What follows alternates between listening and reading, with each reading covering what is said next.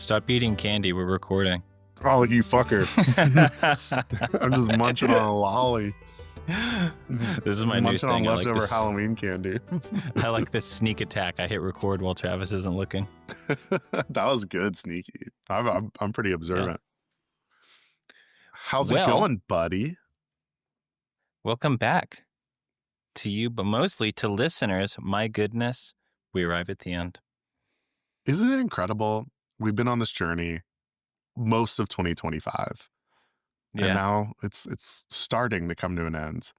How exciting. I like how proud you are of us reading 6 books. Honestly, it's a pretty big achievement. It's very parental. Like, my kid is amazing. He graduated from high school. I'm going to say, man, I think the average American reads fewer than a book a year. Less than a book a year. Yeah. I didn't say that right. And when they are reading, it's Shoe Dog. Oh, Shoe Dog's so good. Always has a place on my bookshelf. Yeah, maybe listeners, if you're interested in a Book 2 is Better coverage of Shoe Dog, let us know, because we would probably do it if even a single person asks for it. I think we should do Atomic Habits next as a fantasy reading. Man, or the Let Them theory. Oh my God. It'll be good. That's an airport classic. For those of you, listen, we got a big fat book coming out. Woo! And I imagine there might be a handful of people who haven't listened to us before. So if that's you, thank you for listening. We've been covering all these bad boys. So if you need a little plot refresher, we do plot summaries that are not helpful, but are occasionally funny. You can check those out. We are doing this for ourselves, so we have a lot of fun. I hope you have some fun with us. But I'm Travis. This is Avery. We're much like Hadrian's. Like Hadrian's narration, this podcast is a reflection of our own egos. Was that? And here we are. Oh, what's that sound? Oh, it's my own voice. What is that strong, authoritative, almost as if it's carved from stone voice? Is that me? I shuddered. Okay, I think we got a little game we're gonna do, because we were talking last episode before we get 20 minutes in, we are covering chapters 1 through 22 of Shadows Upon Time, and you should be listening to this on release day. We're going to be covering the whole book in 4 installments. It's going to be great. Yeah, we're coming at you from the past, which really is always the case with podcasting, but it's especially so now. Okay, we're going to do a quick game here. Last episode, we were saying a real sci-fi fantasy rite of passage and point of pleasure is getting deep in a series and realizing you're basically reading a foreign language with all the bullshit terminology people have come up with. And Ruocchio is deep in it right now, and I think he's pretty good at it. He is good. Come up with a lot of fun-ass words. Yeah, and to the point where I'm comfortable. Like I'm reading, we were reflecting on it, like you mentioned, like we're just reading these sentences, and it's like, the iron centaur and like high matter blade, and I'm like, oh yeah, this is just the world that I live in. Yeah. And I would say with one glaring exception, that exception being the Wong Hopper Consortium, he's very good at naming things. You know how, like, in Mistborn, there's a character named Ham? I love Ham. There are no Hams in this series. All the names and place names feel quite good. Are you shitting me? Do you remember who was the fucking character from Disquiet Gods? Like Michael Mann. Come on. Okay. He's not batting 1,000. We can't glaze. With the exception of Michael Mann from Kansas City, Disquiet Gods. He's pretty good. But yeah, okay. True. So we're going to be sort of drafting / tier ranking Sun Eater terminology. So Travis and I have composed our own lists. We're going to nominate one word at a time and then discuss whether it's a kind of S through F tier. Yeah, and we would love your feedback and your disagreements, and we'd love new words. So we're going to probably post this on Reddit in one of Avery's patented shit posts. So feel free to hop in. To the community is crap. Okay. Yeah. Do you want to start us off? Yeah, and so we're going S tier through F tier, right? We got to. S through F, yeah. Yeah. Well, we'll skip E, because E is E for everyone. Nipponese. Oh, that's verging on Wong Hopper, but it's not as bad. For me, it's like, Okay. it's B. It's a B tier for me. It's not S because it's ridiculous, but it's not F because it makes me smile. And there was that line, it was in book 2 or 3, where someone gets shot and folds like a Nipponese puppet. And it comes up a I really lot. like B. I like B I think for B Nipponese, yeah. It doesn't blow me away, but it's also quite silly. But it's not the worst writing of Ruocchio. So, good. I'm glad we're in agreement. And it does tie back to old Earth Japan, so I get it. Okay, next up, and to be clear, these don't have to be like words he came up with. These are just recurring keywords in the series, and for that reason, I'm nominating Theseus. Oh, Theseus. He could be so many things. He can rebirth himself along the continuum. He could be a ship. Is he a man? But if you become a ship, can you still be a man? Okay, for me... What are you thinking about these? Dude, he Theseus the shit out of these first 22 chapters. I thought he had slowed down, but he's back with renewed vigor. Because I grew up on Greek mythology, it's not cool for me to think about the ship of Theseus at this point. No. So for me, it's a D. It's one of my least favorite usages in the entire series. I was going to say D too. I don't mind F. It's not my worst. Frankly, I just like the sound of it. I think it's a fine thing done way too much. It's like if you ate only oatmeal for a week. And he's so clever. He has so many, there's so many things we've missed in these books that are like clever callbacks to minor mythologies and cultures. This is one that he hammers it too many times. Too much. And I don't know. Like, I get that it's a huge thematic concern, like the whole humanism thing. But yeah, it's too much of a good thing. Okay. Yeah. Why don't you fire off your next? Tetraquark high matter. That's good. That's good. But do we have to do it as tetraquark high matter, or can we split them? Well, I believe like an atom. I believe is high matter. Oh no, I'm not going to get into what high matter is. Do you know? Can I get an all English major on you? Do you know where the word quark came from? No. Well, real word for a subatomic particle, but it came from James Joyce's Ulysses. Did it really? The first use of the term quark, and who knows how, but anyways, that got adopted as name of a subatomic particle. So there you go. Well done. Well done. That liberal arts education paid off at big time. Yeah.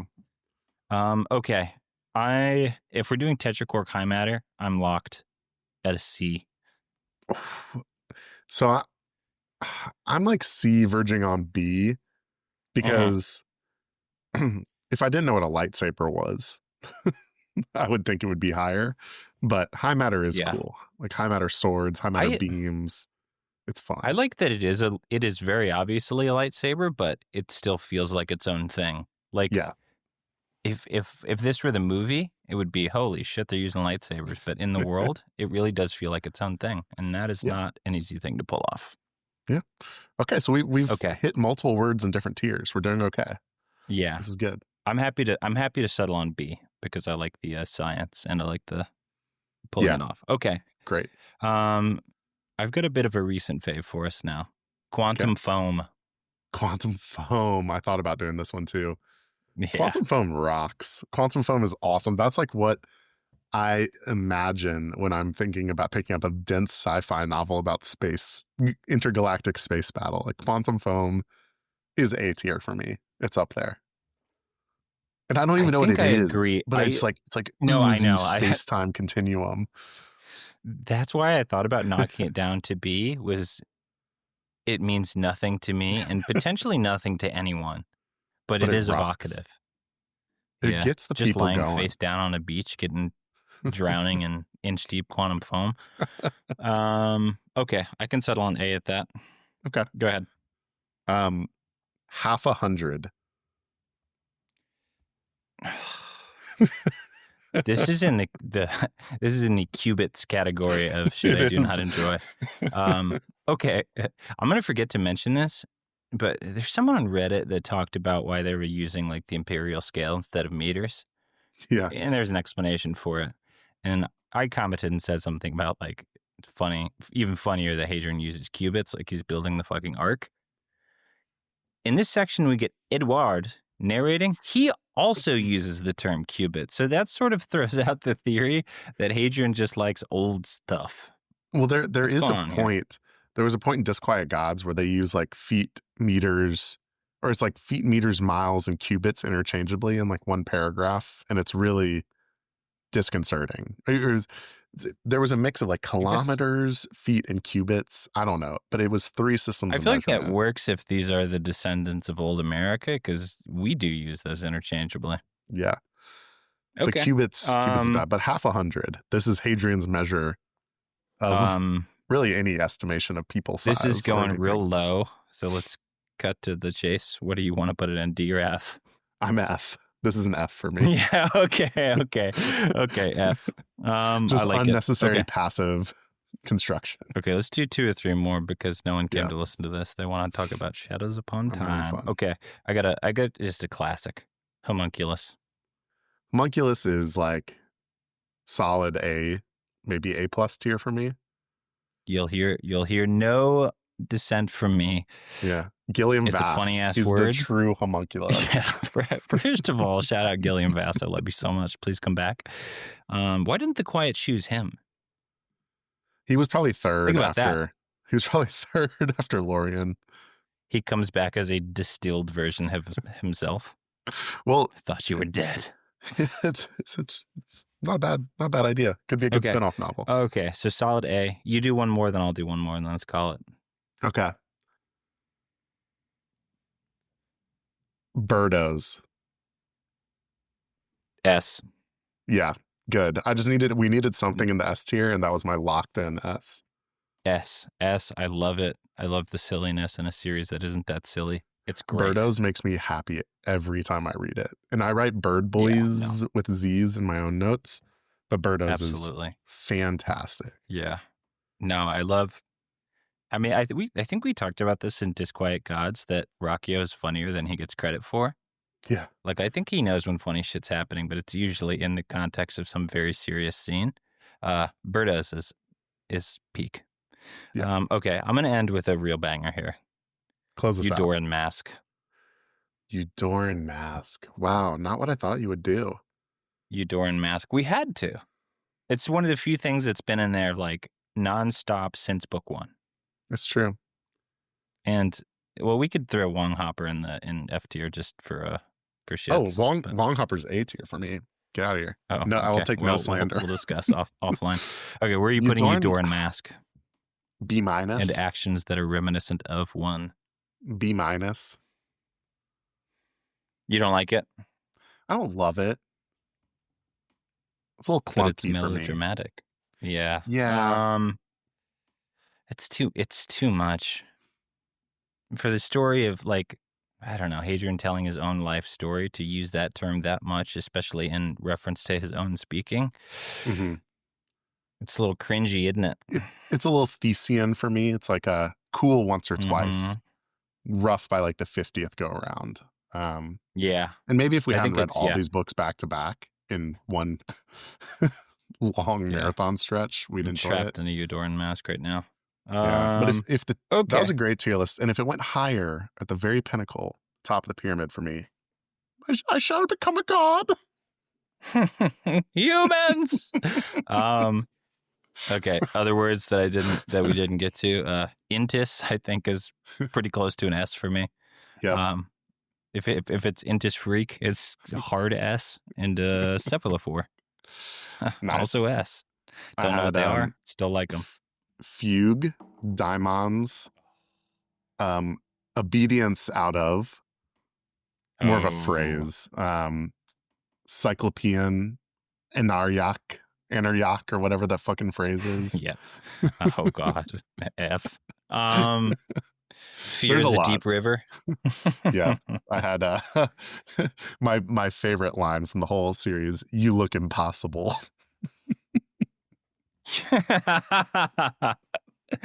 Always down, always down, always down. Forward and down, baby. But yeah, we'll make a more comprehensive tier list. But this was great. Great start. So speaking of always down, should we just hit this summary? Because rip it, buddy. We need to reorient ourselves, don't we? We do. But it's okay, cool. We're in great shape. Let's get into it. Can you cue up that bardcore sneezy for me? Fat girlfriend. Oh yeah, if you're new listener, we know that the outro song is in poor taste. Don't worry. Okay, bardcore. In Sun Eater, it feels like we've seen time skips of every shape and size. What we haven't seen is the events of a time skip recounted for 100 tedious pages to an audience insert Hadrian. And let me tell you, we could have done without this variation on the theme, but let's not get negative, because it's sun-eating time, baby. Disquiet Gods ends with Hadrian capturing the Demiurge, and Shadows Upon Time begins with Hadrian trying to maintain control of it.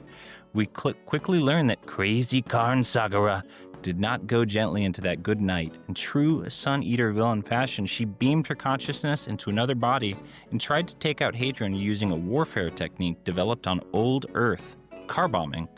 It doesn't work. Hadrian kills Karn and her retinue, and Karn probably body swapped again, but she's off stage for now. With Karn kinda sorta eliminated, Hadrian is forced to consider an age-old philosophical conundrum. Should you kill millions of innocent people if one of them might become a vessel for a creepy mummy lady? The answer, obviously, is yes, so fire up those Americani nukes. We finally get to see the fabled weapons of the Americani in action, and oh my goodness, Hadrian is now a DPS machine, one-shotting endgame bosses with a single twitch of Orphan's hideous finger. If the rest of the book was just Hadrian blowing Karn clone to bits with freaky space weapons, I think I would be perfectly happy. In other news, after about 10,000 pages of a single perspective narration, Hadrian finally cedes the floor to some other voices. Unfortunately, those voices are a bird boy, Ramanthanu, a captain whose name I can't remember, and Edward the human croissant Albe, but we'll take what we can get. Do you like that one? I like that one. Gotcha. With Karn eliminated, Hadrian finds himself set upon by a legion of Chantry attack dogs, and we quickly learn that the Chantry aren't just evil, they're hypocrites, and boy does Hadrian not like hypocrites. Not only have the Chantry been hiding an elite unit of Catholic space ninjas with jetpacks and laser whips, they've been creating Timu Americani demons with tech from old Earth. Unfortunately for them, Americani tech is no match for an unkillable messiah who thirsts for the blood of infidels, and the Chantry are dispatched with little help from a one-armed Cassandra and a Americani black hole gun. The section ends with Hadrian's spicy, bitchy return to Forum, where he brings a peace offering of a galaxy-ending weapon, evidence of the Chantry's flirtation with demoniac technology, and the telegraph system that we said wasn't cool or interesting in our Book 6 discussion. Hadrian kisses and makes up with the Emperor, who, to be clear, has never done a bad thing in his life, then sets off to Gadadin to see the Emperor, who is probably going to die in the next 3 chapters. Mon Dieu. Mon Dieu. Mon Dieu. That's pretty long, but wow. It was fun. What a good time. Hey, what a jam-packed episode of Sun Eater. I think when we finally reach out to Ruocchio to see if he ever wants to talk to us and not sue us into oblivion or something, we should make a compilation of our summaries and send it to him. That is a good mix of loving and poking fun, right? Yeah. Just and we do not once accuse him of wanting to preserve Confederate monuments. Never. Don't listen to that part. Never. But I think that was great. Catholic Space Ninjas really got me, as did Croissant Boy. Yeah, dude. Edward is so much more French than I thought he was. He's so great. For a guy who lives on the same planet that Hadrian's from, it's truly absurd. Yeah, I know. And it does make me grateful that Hadrian is not a little French, because it would have been like playing Clair Obscur again. It would have just been meld over and over and over. Meld. Also, what a great game. Holy shit. I was thinking about replaying it. I feel like I played it, loved it, had second thoughts, thought it was bad, and I've been thinking about it recently, and I've leveled out at it's really good. It's a perfect 25-hour game and a bad 50-hour game. Correct. And the story jumped the shark. But, yeah. This is who not cares? the time for us to go into video game review. All game stories jump the shark at some point. Chainsaw Man movie, though, 10 out of 10. I don't know if I talked to you about it. Well, you hated Demon Slayer, so I'm not interested in your opinions. Sorry. Me and Pochita will hang out alone. Okay, you can't complain about flashbacks in Demon Slayer and not complain about them here. Just saying that. Fine. Should we talk about Sun Eater, Shadows Upon Time? Yeah. It's pretty sick. Do you want to begin at the beginning? I was going to begin at the choice and how you felt to finally get another perspective of the story.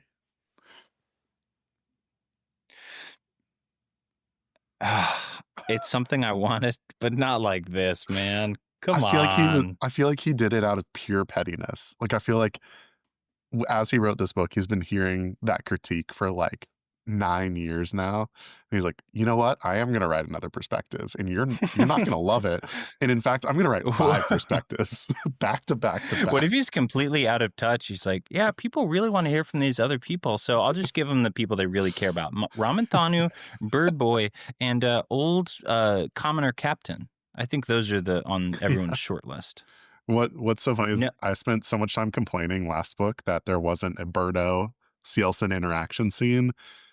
And based on this part, I don't think I would want more of it.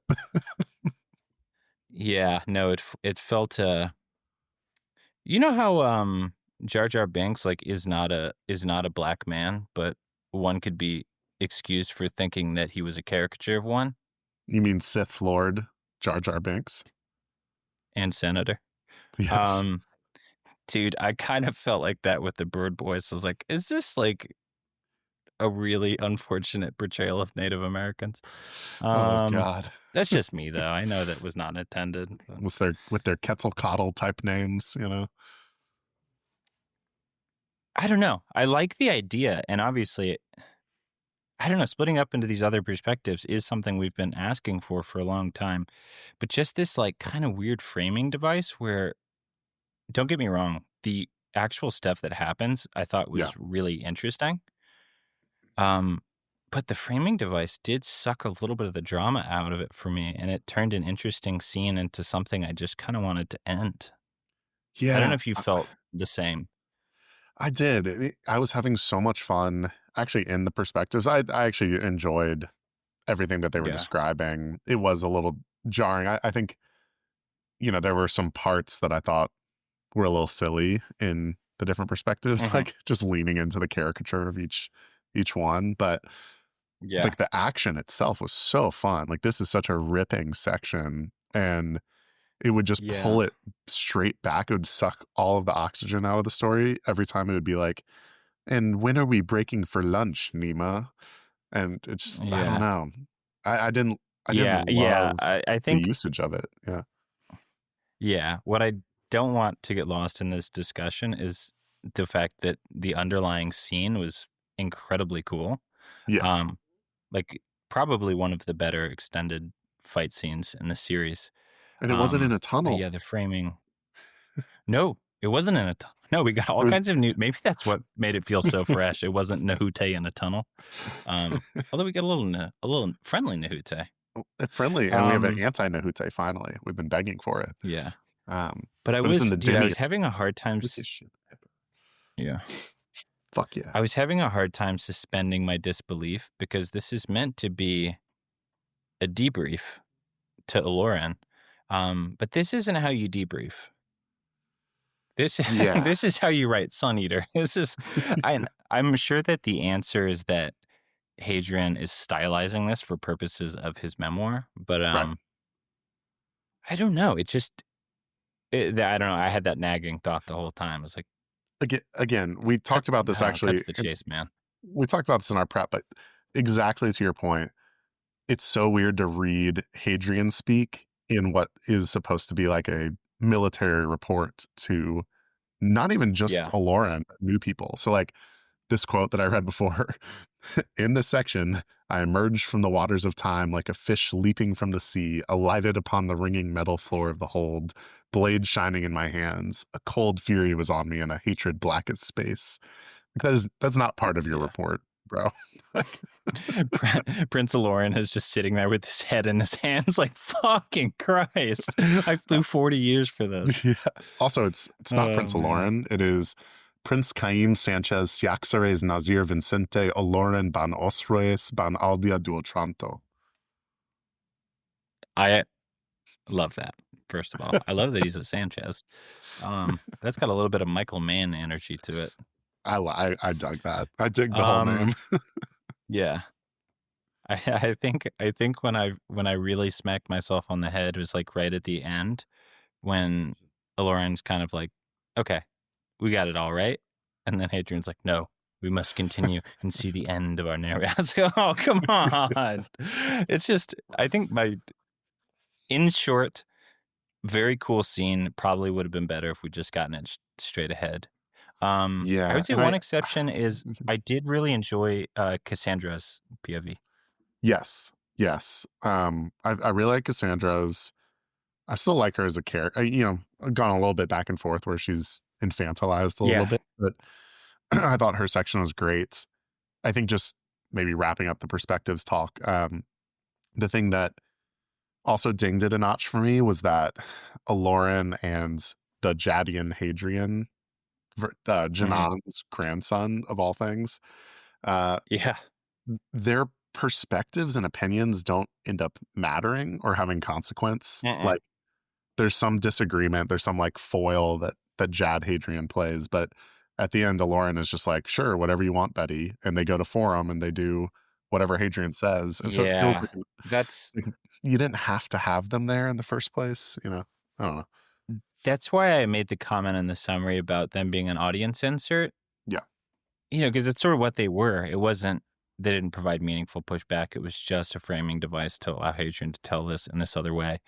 Right. And yeah, I think with the exception of Cassandra and maybe Albay to some extent, I don't think these actually gave us what we wanted from other perspectives, because more or less just recounting this battle, but from a different set of eyes. And, we get cultural notes on the Bird Boys and the Cielson a bit, but I actually think the Bird Boys one was the best. Yeah. The Bird Boys one, just because we got their like thought pattern. Like, I kill godmen, we kill godmen for Marlowe. It's like, okay, that was fun. But I didn't need go slow or whatever. I just love the Bird Boys more. Dude, imagine if it was a series of this length only in Bird Boy talk. God, that would be good. That's the spinoff. Yeah, no, it would not be good. I feel like we're gonna forget about it. Should we talk about the opening of this novel, which I thought was really fun? Well, father-daughter time on Annika. What did you think of this? This is the apostle. He's teaching her the ways. He revealed himself to me so that I may show others the way. There's nothing religious about this. Man, yeah, it's not Space Jesus by any means. And anyone who thinks that is being reductive and reactionary. Yep, exactly. But beyond that, I actually enjoyed Quiet Gods. We're open to other readings, but yeah. We are. But I actually enjoy, as much as, we were haters in book 3 and 4, the triangle that is Valka, Cassandra, and Hadrian and their little familial unit is actually quite heartwarming. And I think Ruocchio does a really good job writing the family interactions and a little bit of the care that Hadrian has for his daughter. And just like the plot aspect of it was really cool. Like I hadn't really considered that he might want other people to come in contact with the Quiet. And I see that, it would be useful, and I see why he thinks that's possible. I don't know if it's going to work, but it really reminded me of the start of Hero of Ages with the search for other Mistborn, if that's ringing any bells. There's also, he hears celestial music all the time now. Kind of I love that. It's just bleeding into his conscious, the music of the gods. So cool. He's got god tinnitus.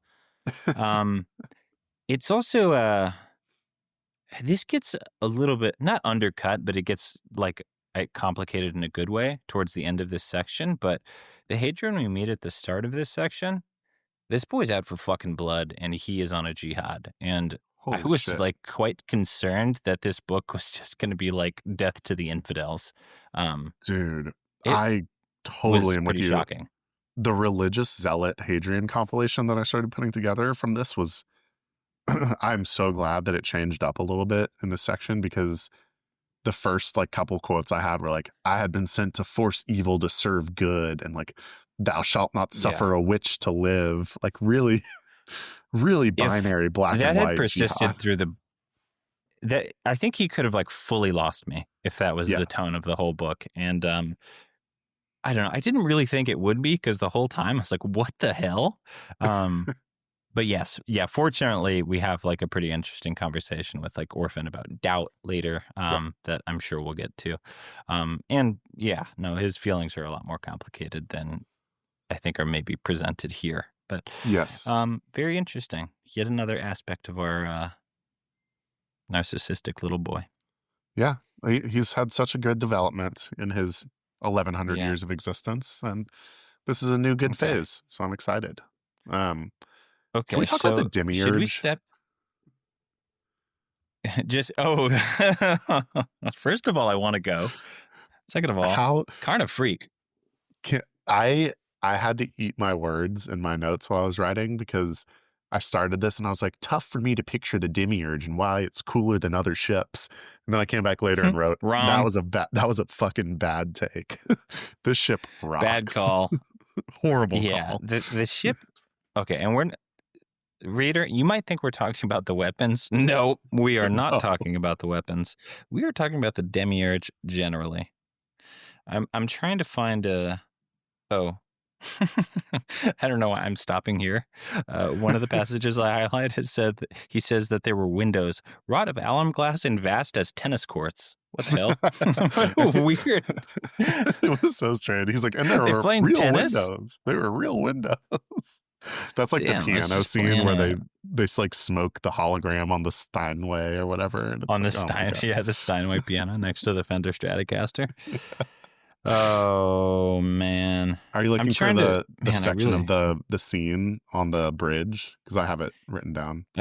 The first use of erect phallus in the series. It certainly is one. Hold on, let me find it.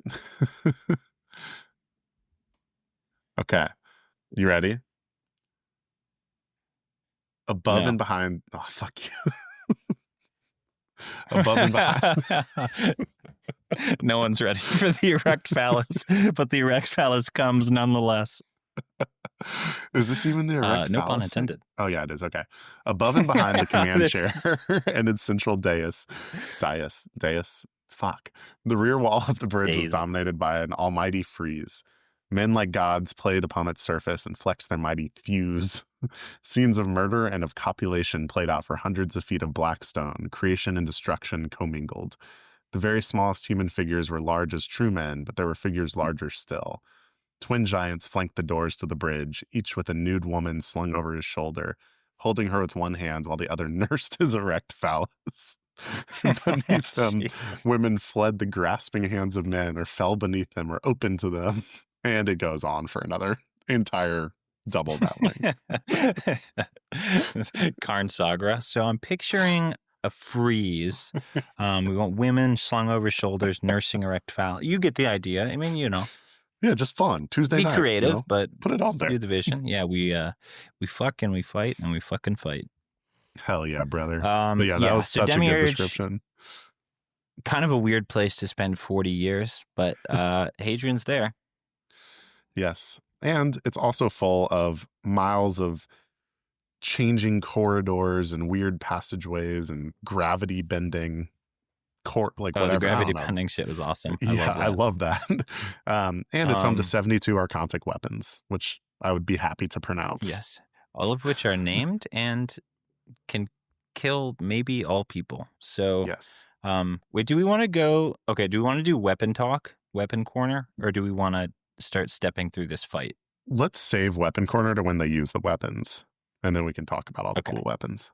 But I'm thinking like there are two phases of the fight. There's the Karn car bombing and all of its fallout. Then there's the Chantry stuff. Yes. What did you think about Karn Jabba the Hutt showing up with a bombed spaceship. I'm sorry, I just figured out the pun. Karn bomb. I can't believe you didn't. Oh God, fuck! I can't believe you didn't use that. I blew it, man. I was too focused on Edward the Croissant Albay. So anyway, yes, the Karn bomb scene. This one was fine for me. I actually didn't have too many notes, but it was actually like one of the, I think probably the scariest moment for Hadrian. Like I've been thinking about how he can die, right? Because like if he sees something coming, he can avoid it pretty much no matter what. Yeah. What he can't avoid is like the entire ship he's on blowing up and getting thrown in the vacuum of space. Actually, a pretty savvy move by Karn. This would be one of the ways to get him, but our boy is too crafty and too well read, so no, doesn't pan. You know who I do like? The character whose name I'm gonna get wrong, but it's, what is it? Here Soon Come or some shit. Oh, yeah. Who is it? Here Soon Changed. Yes, Here Soon Changed. I like that. I like that Hadrian later, when he's talking to Tank Baby, is like, and then I understood its name. Here Soon Changed. It's like, bro, I feel like we all understood that pretty much straight away, but okay. We got it. And he's like, I'm working to become a god. It's like, yeah, we get what you're doing. I'm here, and soon I'll be changing. Okay, that's maybe my new favorite dude. First of all, it's a dwarf in a tank who just is playing like on a VR headset while in prison. Sounds amazing. Yeah. Actually, I do have to point out this point in the narrative, like kind of, this might be a little bit before, but when he's talking to the Jadians, I don't want to gloss over this part. The idea of him showing the Jadians a slideshow of like Ushara clips was so funny to me. They're like, wait, what are Watchers? And he's like, okay, so on slide 7, you will see the demon lady who clearly wanted to seduce me. There's a woman with a very large boobs. She's 40 feet tall, emerging from the sands. I touched him, but I didn't want to. I didn't want to. I did don't get me wrong. She wanted me, and for a moment, I wanted her. Can I do an anime corner real quick? Oh, yeah. Have we talked about Shangri-La Frontier? We have not. Okay, here's the premise of the show. There's a man who, for really no reason at all, refuses to play anything but the worst video games he can find. Oh, God. And it starts with him beating a game. And he's like, that was horrible. Another. And he goes to the Blockbuster. And the lady is like, have you considered playing like fucking something that's not horrible? And he plays a game called Shangri-La Frontier. And it becomes one of those leveling games. Excellent. What do you think? That sounds like a dumb anime to me. Do you greenlight the production? I'm waiting for you to tell me where the harem comes in at some point of this. Well, in Shangri-La Frontier. Of course, the game. Of course. No, I don't know. He turns into a man with a bird head and rips throats. I've actually been ripping a new anime called Kingdom that I'm enjoying a lot. Oh, I have seen a lot of divided opinions on Kingdom, and a lot of people say it has terrible CGI in the first season. Horrific animation for season 1, but I think the story's kind of fun. So I'm going to fight through. It's one of those where it's like, what an anime person recommendation. It's like, yeah, just once you get through the first 60 episodes, it really starts to rip. I saw some post recently that it was like a guy, he's like, when you realize that it's a laptop anime, not a living room anime. And it was him like turning off his television and going to his room. Oh, man. So good. Pretty good. Anyway. Demiurge. We're baby. Back. We are back. Okay. I guess this gets us to say part. About Karn? No, not really. Yeah. Other than the old crusty captain dropping the line of the series, where it's like, he, she, whatever they are fucking degenerate. That was so I like good. just throwing in a crusty old cowboy who doesn't respect gender into this. Oh, God. Yeah, some of the side bits with soldiers, like the normal soldiers, is always so fun. Just these confused poor guys who are like taking out a fugue once every 800 years. You know how confusing that would be? Yeah. But I guess that brings us to part 2 of the fight. The Chantry Space time, baby. Ninja Catholics. Dun, dun, dun. Yeah, we get a real mask off moment for the Chantry. Holy shit. Which Chantry are fun. Chantry I think it was a know how to great have a good reveal time. because it was surprising, but also kind of felt like we all saw it coming. Yeah. I don't know. Like, they're working on shit. They had all these weapons that we've heard about. They've been suppressing tech, but we finally get to see it. And it's not exactly what I expected, but like in a very cool way. Yeah, I agree. When I went back and thought about it, he had laid a really good trail of breadcrumbs for this with the skin melting assassins and the usage of like the restriction of tech and just like also what we were wondering about at the end of Disquiet Gods, which is just like, why doesn't the Empire like control the Chantry more? Like, why are they set up as that parallel pillar? And turns out it's because they have hit squads. Holy crap. Knife missiles aren't even the half of it, my friend. No, they have holy hand grenades. Yeah. They have the ability to barbecue a bird boy. Turn him into delicious crispy chicken. I felt really bad that God-Man was frying guys in their suits. After they got laser-eyed by Karn in last book, the bird boys are just fodder for fights. They're getting ripped apart in the worst of ways. It's very But they're going to Valhalla. But they're going to their Valhalla. They're pumped. Yeah, no, they died doing what they love, which is killing. So what are the name of the space ninjas? The Chantry Sentinels. The Sentinels. Seems like they should have made more than 12. Well, it's like I would make number. as many as possible. No, I know. Yeah, narratively, I understand. I'm just saying practically, I would like to have as many of these guys as I could. Yeah. But I guess a hit squad is meant to be small and move in speed and silence, So I'm sure there are others. They're like the Navy, real G's move in silence like lasagna. I was wondering if that was going to be a joke only for the listeners. Another, like, we were talking about lightsabers very much being high matter swords, but it feels unique. Another one is just like introducing jetpacks, but having it be like an oh fuck moment. That's so cool. I love it. I mean, they're high matter beams. They can fly. They have self-directed grenades. They have poison gas. Like, they're fun. They're crazy high matter whip things are fucking deadly. Yeah, the beam that comes around too, like it's really a loop. Yeah, I couldn't quite picture it, but what I did picture was a very long thing that could cut almost anything in half, which is, quite useful. Yeah, and it makes you wonder, like, why haven't they joined? I mean, they talk about it a bit, but like, why haven't they joined up with some of these weapons? Like, I get obviously the idea that they want to keep them to themselves, but the Chantry should hate the Cielsen. Who's they? The Chantry. Oh, yeah.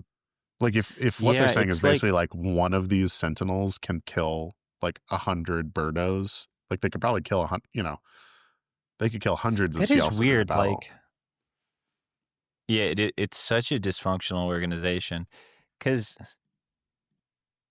I mean, they're obviously hugely hypocritical and they've really done our boy dirty, but I think their intentions are in theory pure, right? Like the one guy says he's serving the realm, and I think he means that. Like, I do think they're trying to protect humanity, but they're doing a fucking terrible job of it. They it's like, have a lot of tech that is not being used. Yeah. Right. What are you holding out for? Even something as simple as like the anti-Nahut grenade weapon, like, would have been super useful. And in my mind, I was like, if they released something like that to Imperial forces, that would almost engender those forces to the Chantry as like a bastion of technological advancement in my mind. Like, wouldn't you be more loyal to the people giving you body armor and super weapons as a soldier? Yeah, no, the Chantry is just not well run and should be, I think, taken over by private equity. Yes, but I'm excited make them to way see more efficient. Just leverage them, fire people, and make them kill Cielsen. But the reveal that Earth is full of the secret Chantry hideouts and the secret Chantry boss, pretty hype. If we don't get to go there, I'm gonna be really bummed. So I want to see them making right? They're making their daima. I think that's where we go next. I don't know. After Gadabin. Maybe not. Can you ask me what my name is? What's your name? I am Ship. I am Ship. I am Ship. I am Ship. Loved that. Ship is now a top 5 Sun Eater character for me. Ship and Orphan are your two favorites right now. Yeah, Ship, Orphan. Unfortunately, Ship is and now Udex. And Gilliam. That would be a great post, just like Sun Eater character tier rating. Only the characters who have become important to this pod and no one else. I don't care about Switch. Give me Gilliam. Yeah. Gilliam, the painted man, and Ship. Yeah. And meanwhile, Hadrian says to Ship, "Fuck you, eat my sword." I like their little standoff. Hadrian's like, "I'll kill you if you don't tell me." I was like, "Well, if you kill me, then I can't tell you." Well, I'm gonna kill you. Says, "Bet, fuck you." Guess I'll never know. Yes. And okay, so if anybody is confused about what we're talking about, because we're just naming funny things that happen and not the actual plot. They've read the book. I know, but this is when they plug the ship into the AI core of the Demiurge. I actually thought the name of it, the Eidolon, was a clever usage. I was like, good job, Ruocchio. Quantum Phantom. Good at names. He's good at names. And the creepy one I wanted to bring up is that the AI core of the ship has a skin curtain surrounding it. Did you pick that up? That was horrible. I don't like that it's hairy. Why does it makes sense that hairy? It would be, but I don't want it to be. For conductivity. Yeah, the skin flaps were a big no-no for me. I think I'm content to live with bleeding. Normal tech. Ugh, I hated it. It was icky. New human skin bed sheets. Yeah. Slip into feel the soft caress of human flesh. Waterbed with skin sheets. That was, dude, I was reminiscing on one of my recurring bits from high school was starting a business that sells black leather sheets. I was reminiscing on that this weekend because it starts out real cold and then just gets hotter and slicker as you go. Yeah. Oh my God, it's so bad. So if there are any I don't know, PE guys who want to fund a really good idea listening, let us know. Yeah, that's us. We're business. And if we see people. Black leather sheets for sale, we're fucking suing because no one else thought of this. Dude, I almost got kicked out of Hobby Lobby the other day. Not for protesting the fact that they hate gay people, which is problematic, but because it's such a decrepit big box store that I had to go pick up fabric for Angela, and there was nobody to help cut the fabric. And so it was like me and this other family, and we kept ringing the bell to get service, and nobody was around. And so I found the electric shears that were in the employee cabinet, and we all started cutting our own fabric in the store, like measuring, cutting all of our yards of fabric. And then took them up to the counter, and the manager was like, "What the fuck do you mean you cut your own fabric?" That the heterosexual Hobby Lobby homunculus almost killed you, huh? And I don't know why the black leather sheets made me think of that, but it was a great time. Okay. Okay, we talked about the Sentinels, who are badass but are summarily dispatched. Except for Kedron, any more who's notes running around? Yeah, we got to kill Kedron. I was about to pivot to Cassandra. Yeah. Metal as fuck moment by Cassandra. Yo. She is missing an arm in a fucking hospital gown, still bleeding. Yes. And she okay, hold on. Pause. Why are they using laudanum? What is up with this fucking 18th century opium brew that they're on? I don't know what's going on, but also the orphan gave her like a different dose of it or something that's like stronger. I don't know. Yeah, it wasn't laudanum, but I think they thought it was, and then it was something else. Yeah, come on. We can be better than this, people. I just got an important update from Kathy. What is Chikorita is about to evolve. No way. It's her new favorite Pokemon. Chikorita. Chikorita. And also, is she on Violet? Fave. Is she playing Violet? No, she's playing the new one. Pokemon Legends. Za. What a name, dude. Okay. So Cassandra, I really liked her insertion, and it's a character who's sort of infantilized, even though she's a 40-year-old master of the blade. Who fought the evil I feel like we demon really got to see Marid. her. Yeah, we got to see her full force here. She's a fucking badass. She escapes from 4 soldiers and 3 Cielsen in the hospital. She threw one of those soldiers one-handed, like clear across a room. I love that. Yeah, I feel bad for those guys because they really had pretty clear orders to not let her leave, but also she is extremely deadly. So what are you going to do? I would have let her leave immediately. Do you think the quiet is helping her? No, I think she's just a Palatine, 7-foot-tall, badass Jadian. Okay. That was my side theory, is that, you know how she like feels drawn, she's certain that something's wrong. It's like her being exposed to the quiet for the first time, and that gives her a little extra power that she wouldn't otherwise have. Can I do an annoying nitpick? Yes. Why didn't she just tell the guards what she thought was happening? Because it's instead of more throwing fun. One of them against a wall. It's more theatrical that way. It's like, why do people want to... It was a lot of to do, and she could be like, I'm pretty sure there's a bomb on the ship, or my dad's going to die. Like, I think that would have gotten the job done.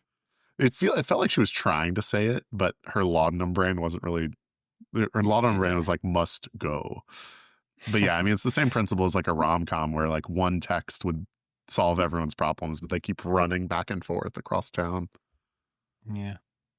Well, I mean, aside from that, this scene ripped. Big fan. Yes. And she almost fucking takes out the Sentinel, like, with the help of some disembodied freaky hands just crawling around. Dude, yet another FromSoft thing. There's a really, honestly, one of the worst areas in Elden Ring. There are a bunch of hand enemies that pop up from the ground and fuck you up. Yeah. Or Adam's family, I guess. Adam's family. I love the little like white blood cell hands that come in to clean the ship and take care of it. That was super cool. Yeah. Also, shout out to the movie from 1999, Idle Hands. If any listeners have seen it. Never heard of it. One of the worst horror movies ever. I think it has like Seth Green in it, and it's like the chopped off hand of a teenager gets possessed and just tries to kill people. It's so bad. They're just like holding the hand. They try to microwave it and stuff. It's so bad. The chopped off hand of a teenager goes and plays PS1 in people's houses. Yeah, basically. But yeah, this was sick. And then Kedron is dead. Good job, Cassandra. Yeah. Barely knew you. Good job, Cassandra. And that really leaves one Chantry fella left, whose name I can't remember, but there's a guy on another ship, and he botches this negotiation pretty hard, I would say. Are you talking Admiral Duros or whatever? Yeah. Yes, exactly.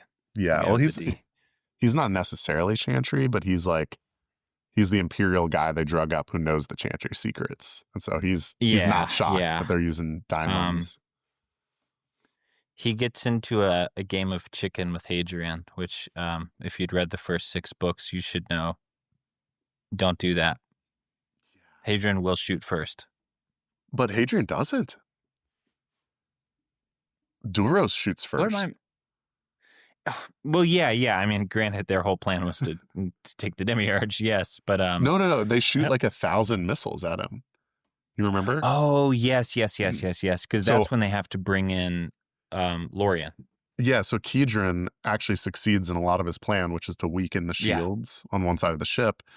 And so Duros and all of the Imperial fleet fire like 1,000 missiles at him, and they start using the egg bullet albedo, but it can only kill so many. Oh my god. So it's like they're trying to go to warp, but they don't have time, and Hadrian's trying to figure out what to do. Yeah. And Lorien comes to the rescue. One note before I forget it, I think it was very smart to show how this battle almost went wrong, because it does like inform the whole discussion at the forum. You could easily imagine a situation where it's like, Hadrian, why don't you just go blow up the sun now? But Demiurge is not invincible, and in fact, it almost gets taken down here. So I think it was good plot wise.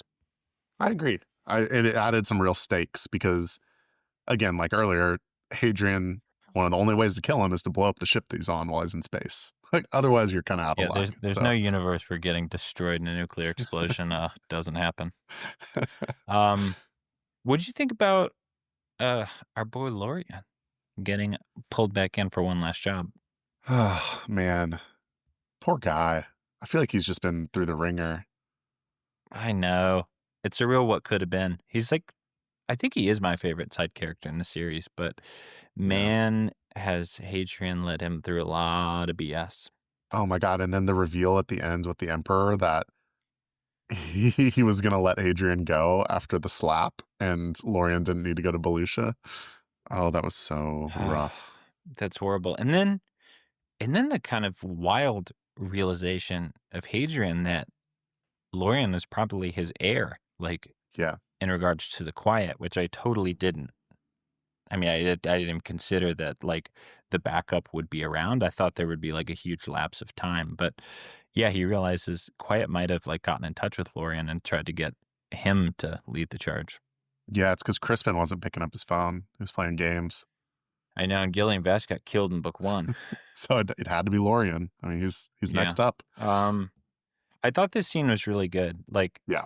And their whole conversation once it wraps up about, Lorien not following him as they're going to jump into warp. I thought it was really sad, like this friendship kind of breaking up for, maybe he's back, but if this is the end, I think it would be appropriate. I agree. I think this is a good, we don't want too many comebacks out of nowhere for these characters. And him coming back for Disquiet Gods into this section was, I thought, great. And also, it added the two Maeve stuff. We didn't talk about too much, but it added a whole lot of weight to him. I love Lorien. Lorien was such a good character. I'm very sad to see him go. He's in like the Krim and Polino category for me of just like very lovable side characters. Yeah. And I thought it was like maybe not a word I've used in reference to Hadrian, but it's almost sweet of Hadrian to say, like, no, this dream you had among the extra Solarians to build a new thing doesn't have to be dead. Like, does Hadrian believe that? Probably no, but it is a nice thing to offer to Lorien now. Like, maybe he does, but I think regardless, I think it's probably what Lorien needed to hear.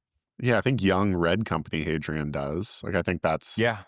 And, it's nice to have him have some flashbacks to his younger self where he was a little bit more optimistic. Not from, like, a religious sense, but from a, here's how society could be in a different way. Yeah. Like, let's be friends with the salesman. And this is, like, and this is, like, part of the turn that we alluded to earlier where Hadrian comes in hot in this book in full jihad mode. And then we get a lot more complexity than even I was thinking about, how things are going to be moving forward, how hard these decisions are going to be to kill so many people and so many good people too. I mean, he kills 100,000 at least of his own soldiers in this section. Yeah. Like, it's just, we can't gloss over. Like, he blows up 100,000 people that would otherwise be on his ship. And we're like getting a little out of sequence, but he does leave Vergassos because he could have blown up that planet and he didn't do it. It's got 2 million people on it still. Yeah. Mm-hmm.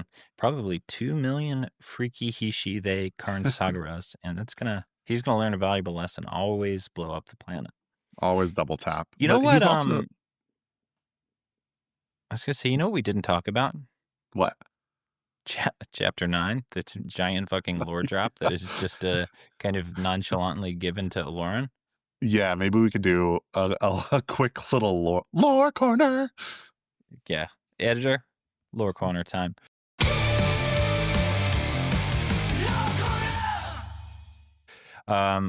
So Travis read a very consequential lore chapter after participating in a full day of gambling in Atlantic City.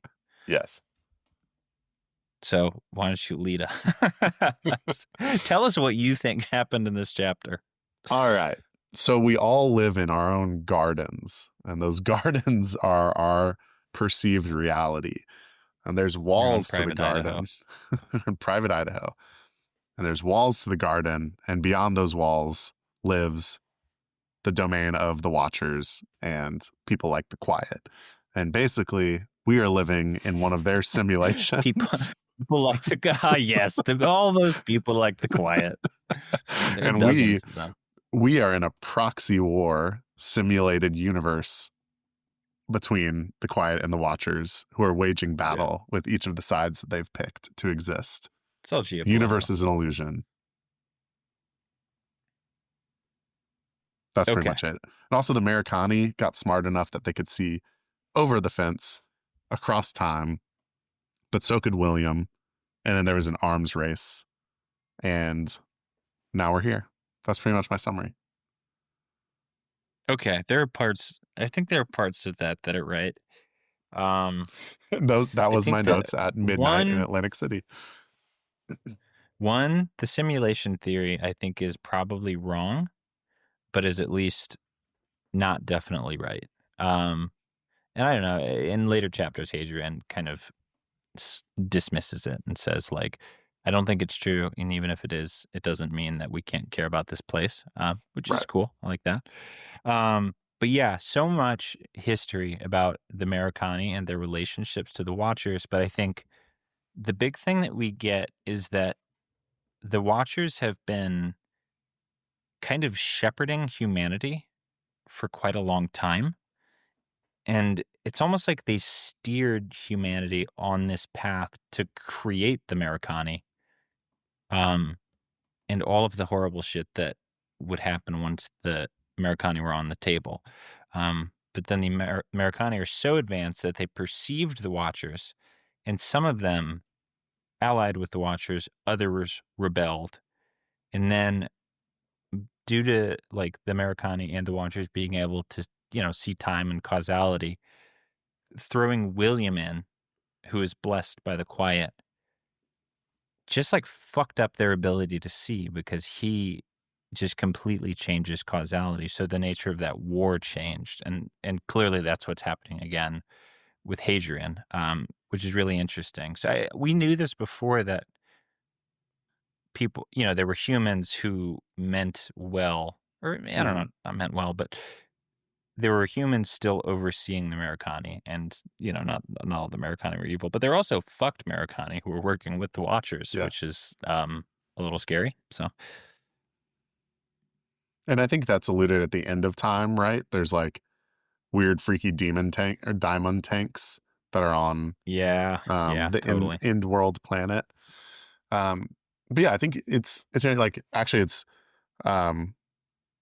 what's the stupid French video game we were just talking about? Clair Obscur Expedition 33.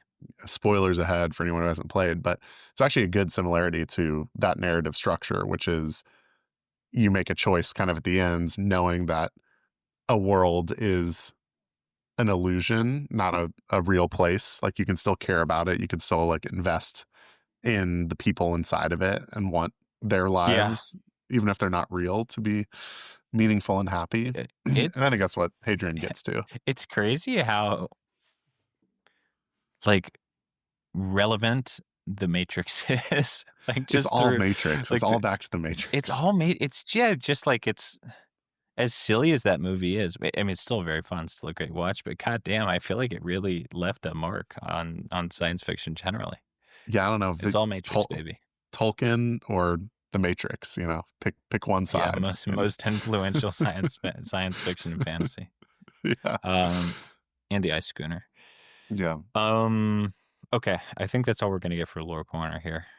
Yeah, I think so. You made a good point too, that like we already hit the framing narrative thing, but I think if you had just shown us Hadrian having a conversation with the orphan about this, that would have been so much more interesting than Hadrian just pooping lore on Lauren's head, who barely knows that the Watchers exist. So. Yeah, it was quite a rude way. It was like, oh, you don't know about the Watchers? You don't know that your universe is an illusion? Okay, first of all, look at this hot chick. Second of all, there's Watchers, there's Quiet, there's Americani. They're all different, but at the same time, kind of not. Now let me tell you about my high matter sword. All of this in the back, all of this sitting at a table with some guy getting jacked off in a mural behind them. While Nemo's trying to serve lunch. Yeah. Oh my God. Okay. Can you do weapons corner? Because I feel like you really took good notes on these. Weapons corner. First, we have the albedo. I'm going to pronounce it the way I want to Albany, talk New about. York, at 6'4".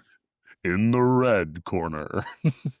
With a record of 1,000-0. He's made of high matter and he can't be stopped. He's the little egg bullet albedo. Boo, boo, fuck him. The worst. Fuck you, Bart Harley Jarvis. So this is a little fucker zaps through anything, changes direction on a dime, has like a high matter core so it doesn't stop upon impact. But obviously its limitation is it can only kill so many things so quickly. Yeah. So next up we have the Blatera, which makes little black holes. It fucking shoots out. Blatera has like a real Monster Energy kind of vibe to it. True. Monster Hunter World, which just did a crossover with Dota of all things. So that shoots out little black holes. Then we have the Artemisian, which I thought was fucking sick. You mind if I eat a Chick-fil-A sandwich on the pod? You know, why don't you dig in there while I talk about our Because I feel like you're just going to talk for 3 to 5 minutes and I'm really hungry. I'm having a great time. So the Artemisian, shout out Artemis, shout out Hades 2 that I just finished, fires out of a quiver of 12 arrows and it creates an infinite line singularity where space folds in upon itself in one perpendicularity that just goes forever. So my question about the Artemisian, do they have any way to make more arrows or are they now down to 11 of 12? I think it seems like a finite number. And also my other question is, what's in the line behind the ship that he blows up? Like that thing goes forever. Exactly my thought. It's like, well, probably infinite space, but also potentially people. So I'm going to laugh so hard if it just shoots through Earth on accident. And that's how they solve the Chantry problem in this book. He comes out of warp and gets blown up by his own arrow. Yeah, so good. And then next up we have the Dark Light Cannon, which is very exciting. More of a forward-facing gun. And that's what the Chantry used to blow up one of the Lataran fleet ships to start off the battle. Very exciting. Next up we have the Void Maker, which creates the quantum foam that destroys everything. It is like a crawling wave. And that's the Sun Eater, right? That is the Sun Eater. That is what takes like multiple hours and perfect precision to target and to let loose.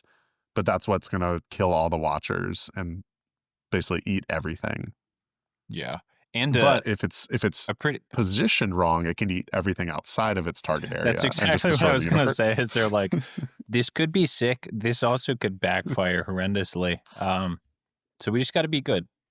Yep. You know, don't miss. And then there's three other ones that we mention in Howling Dark. The Blatera is also mentioned in Howling Dark, but three more of the 72 weapons, Jesus, that they have. The Canoticon, the Astrophagy,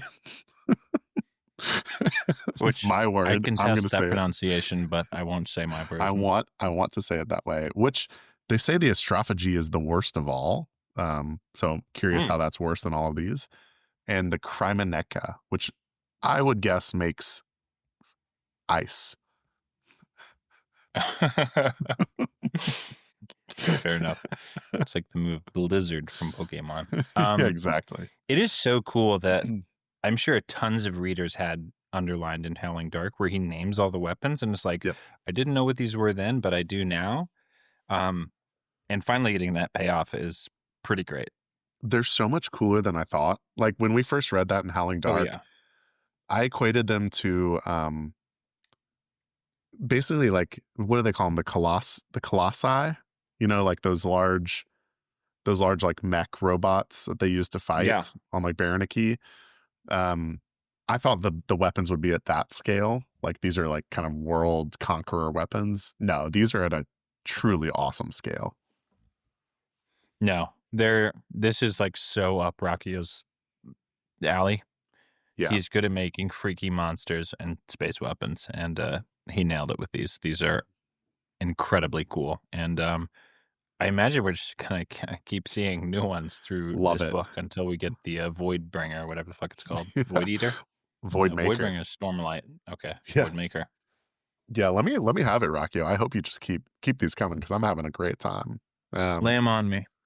And so as Hadrian explains all of the various scary weapons on the Demiurge, Prince Aloran is like, "All right, I'll take you to Forum. This is freaky enough for me." And this felt like a bad idea. Yeah, it's also just peak Hadrian aura farming. Like he shows up to Forum with a speaker and like his royal dress with all his guy. He has all his medals. He has 3 gifts. Like he's such a fucking wearing his crown, the highest so honor that someone can receive. Throws his grass crown at the emperor's son. He has Bluetooth speakers strapped to himself so he can speak louder. It's so good. However, you know what this reminded me of? A classic Darrow off-screen plan. Yeah. Where we don't hear about it, but he shows up and obviously he's a wanted man, not good to walk into the sheriff's office or whatever. But it's less bad when you have the Demiurge parked far away and you threaten to blow up an entire planet if they take you. Yep. That really brings people to the negotiating table. I do love the way that Ruocchio writes some of those sections where he describes what the stories about Hadrian say, or it's like, well, Hadrian's writing it in this sense. That's really cool. I really like that. Yeah, he's like, some people say that I painted the city with the red firing laser of the Demiurge, and I'm like, I like the way that the legends are created within the story and the universe. So shout out to that. Yeah, becoming myth. Yes, but he has 3 gifts for the snakes, those dirty ass chantry fucks at the Forum. Yeah. The first gift was just a huge fuck you to the chantry. That's what I would say. Here's half a demon. Here's half of my new best friend ship. Which the chantry are really scrambling at that reveal. You know what surprised me is God damn, I cannot remember the prince's name. Oh shoot. Oh, this is bad. He's been on page a lot. He has. Anyways, the old prince, who's just as old as the emperor. He, for a Aurelian. Prince Aurelian. For a guy who was like, give me Marlowe's head, like 3 pages prior, is actually taking new information pretty well. He does a great job in this section. Yeah, I was really surprised by how like cool-headed he was. Because I think he would have had every right to try to haul Hadrian in. I know he didn't have a choice because it was like, I'm going to blow up your planet, but regardless. Yeah, I think it's also helpful his other gifts, which are the dark light cannon that they can use for like warp speed combat is very helpful, and then the promise that he can locate all the Cielson still, is that the third gift? Yeah the telegraph, which is I mean, we saw this coming from Just Quiet Gods, but Karn actually had the ability to track the Cielson, and now we finally, I mean, God, we are speeding ahead towards sun blowing up because the plan is laid out. Like, not all of it, obviously there are surprises, but like he's talking about it openly and he's working with Orphan on it. God damn, we're close to the end of this series. I know. And so he gets to FaceTime the Emperor, lay out the plan. I actually thought the Emperor gave a very good apology about Valka, like in the middle of that. The apology was really good. It didn't make me feel any better about how strange it was that Emperor did it in the first place. I thought it was still horribly out of character. Yeah, it explained it away a little bit, but it was also, I don't know. I'm so sick of this Emperor interaction at this point. He's such like an off-screen character that I don't care about anymore. I kind of like seeing him again. I like seeing him because I don't know. We have to. I don't know, except for the fucking "she's just a Tavrosi bitch" line. I don't know. He's just like so reasonable. And I feel like he moves the ball forward. He gets you 3 yards, you know? Maybe it's just because I don't think that the screen of Aurelian felt that helpful or necessary in the long term in the series. Like having an off-screen emperor that basically speaks through his eldest son, who Hadrian has to interact with, but all paths lead to the same conversation. I don't know. That's completely fair. Yeah. Yeah. But anyway, it's still fun. The emperor is about to die. Gadadin, which I'm pretty sure gets blown up. Yeah, I've heard of the sun. So. I've heard. I've been alluding to this for a minute now. So let's hope the emperor ridden on it, but it probably will be. Yep. Okay. The one thing we haven't covered maybe is just the orphan conversation that he has. Oh, about doubt. And about the fact that there were 37 breeding pairs in the Angelus series. Okay. All right. I was going a different direction. Yeah. Dude, you know what didn't? Okay. So basically, Project Angelicus was much larger than we first thought. They were making hella Hadrians and then making Hadrians have kids. Whom they disassembled for parts. This felt like some pro-lifer shit. I'm not in. Oh, I just thought it was icky. It just made me sad. No, I'm fucking with you. But it was like, but they killed the fetuses. That was the final straw. Hadrian, I think, got a little too mad about it. But at the same time, it's very strange behavior on the part of Carton and Co. Yeah. So. It's very strange. Yeah, taking those babies apart's not nice. They shouldn't be doing that. They shouldn't. But the High Chantry and its alumni network, which includes Calvert's and Here Soon Changed, is just pretty fucked up. Yeah. Oh, yeah, the whole Calvert and Here Soon Change stuff is so much more interesting now that we know that like the Americani have descendants. Yeah. It gives those guys a whole lot more weight than they had previously. And also makes me think we should have analyzed the fact that Calvert said he was former High Chantry a little bit more back in the day. But yeah, I probably should have thought about that. Yep. Yeah. Now that, you know what? I hadn't thought about that literally at all until right now. Right. Yeah, Ruocchio basically did tell us, didn't it? That the Chantry had Americani shit. Sorry about that. Sorry about that, listener. But anyway, they have a really cool, I think, conversation about the nature of faith, I guess. I don't know. Yeah. Yeah, I thought that was cool. And again, like a really nice pivot from what I was worried about at the start of the book, which was just like kill the non-believers. Mm-hmm. But no, it's like, I mean, so many people, religious people feel this way, but like doubt is part of the experience. And it's not even necessarily a good thing to have no doubt. Like it's, the struggle is human and it's part of it. So yeah, very cool. And I imagine a lot of people who are actually religious, not us, are gonna enjoy that scene. So agree. Those were all my big points. Well, what would you rate it on a scale of Wong Hopper to Intis? I'm closer to the Intis side, personally. Yeah. I think it was, it was a really strong start. What was a term we liked but wasn't our favorite ever? I gotta look at homunculus. Nipponese. Homunculus would be Nipponese. Yeah. We give this a grade of Nipponese.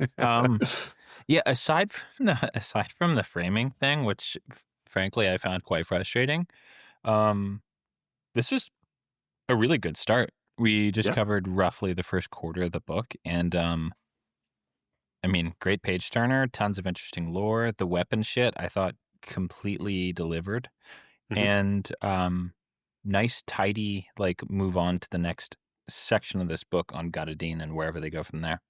Yeah, and I would say this section really highlights Ruocchio's versatility as a writer. Like he has incredible world building, like the descriptive nature of the weapons and the demiurge, like just the little like freaky deaky Easter eggs he drops into all of the names and stuff like that.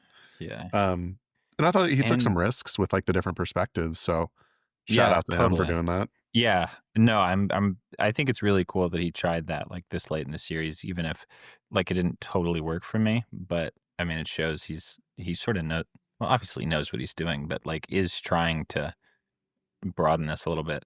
And I feel like one thing he hasn't done super well in the past is like political wheeling and dealing and negotiations. Mm-hmm. And not that the Hadrian thing was a negotiation because he had a gun to their heads, but that was like one of the more effective political scenes I think we've had in the series. I thought it was like extremely compelling. When a lot of the times the negotiations have felt overlong and not surprising.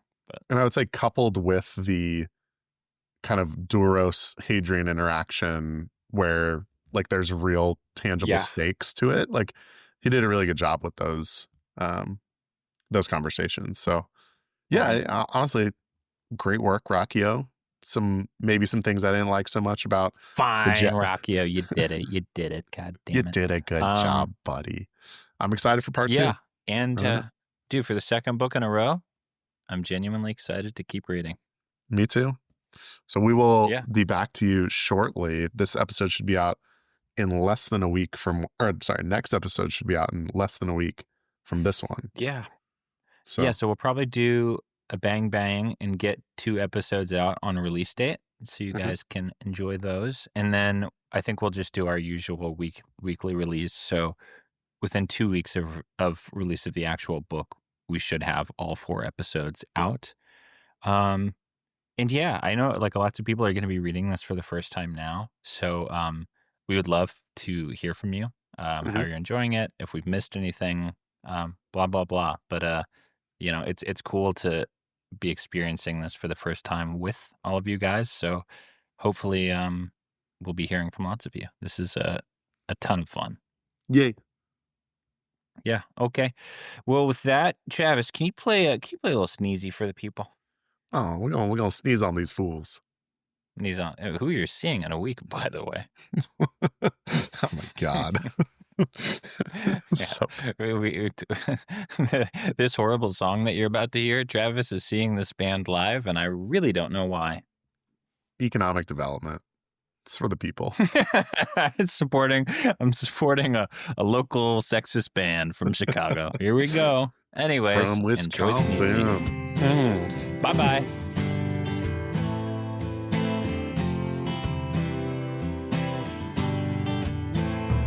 Eat some cheese with your